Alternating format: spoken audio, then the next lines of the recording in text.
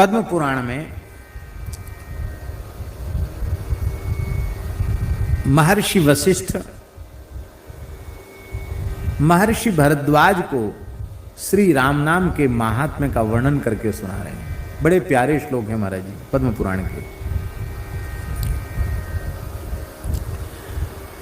वशिष्ठ जी कह रहे हैं, हे महामुनि भरद्वाज जी, जीव जगत को अभयदान देने वाले, स्वच्छ गुणातीत अविनाशी, सकल विकारों से शून्य निर्विकार, अमृत स्वरूप, प्रकट परम गुप्त,